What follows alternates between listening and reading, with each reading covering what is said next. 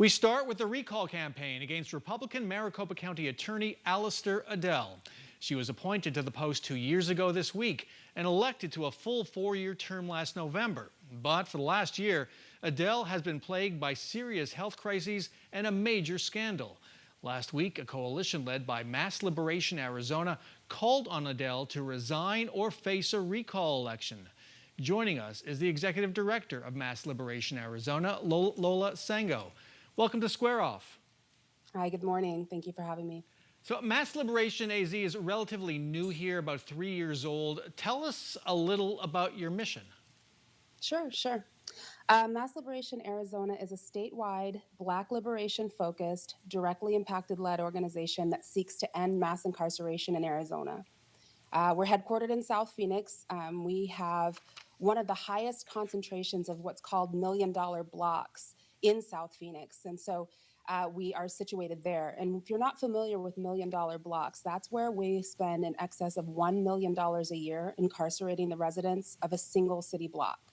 So when you think of Arizona as the 5th highest incarcerator in the nation and 2 zip codes feeding mainly into our prison population, you can imagine why South Phoenix is a place where we need to be. All right. Let's turn now to the recall or resignation. Allister Adel told me 2 weeks ago she is not resigning. So are you now going directly to a recall campaign?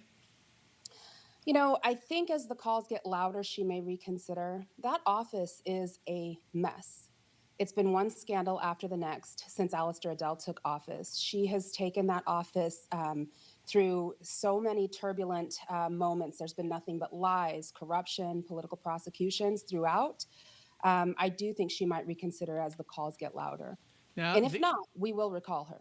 you held a news conference and announced this campaign just 2 days after she returned to work from almost 3 weeks in rehab for alcohol abuse and an eating disorder. There are already billboards around Phoenix. So is this recall campaign connected to her health? And there's no denying that Allister Adel has health issues, but those issues don't absolve her from her obligation to discharge the duties of that office. It's been her poor leadership that's led to multiple investigations, high-level resignations, and multi-million-dollar lawsuits, not only from the people that she politically targeted and prosecuted with false charges, but from her own staff. And now there's a federal investigation from the Department of Justice. So no, it isn't related to her health issues. And so you began to make the case, but there are many people who have not paid attention to this. Although she ran an election, a countywide election, many people might not even know what she's doing and how she's handling the job. So how do you make your case for a recall to all those voters who might not be familiar with what's going on? Well, I mean, the calls are getting louder, the calls are getting stronger. It's a matter of thinking through the legacy of brutality of that office and how Allister Adel has just continued that. She is no different from Andrew Thomas, and we had to have him removed from office as well. It isn't hard. It's a few clicks away. I'd ask you to take a look at our website, dropadel.org, if you'd like to get some more background. But honestly, it's glaring. And honestly, she's on a media tour. I know that you know this. It must be frustrating for you as a reporter that she does a bunch of media dumps late on Friday afternoons, doesn't answer most questions around the interviews that you're posing to her. And when she does, her answers are really vague.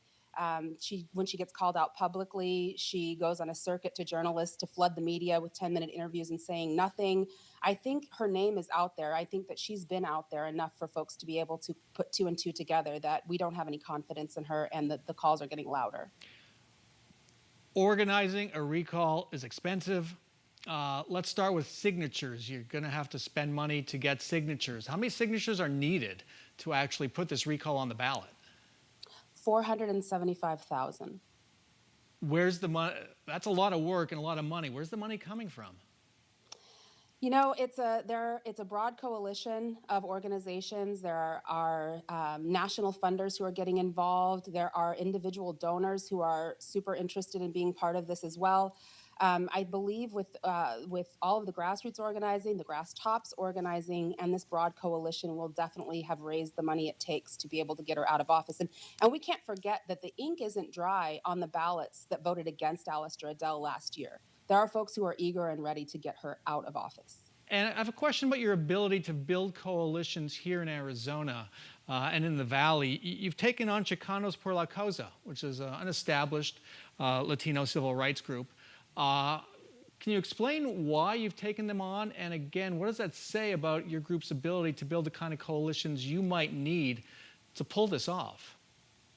Well, we're a directly impacted led organization. And what we did with Chicanos por la Causa was that we called them to account for the ways in which they've invisibilized marginalized voices. And in fact, it was those calls that led to accountability within that organization. And so I don't believe that just because we're holding them accountable that we aren't able to bring these groups together. And the truth is we can all agree on several things.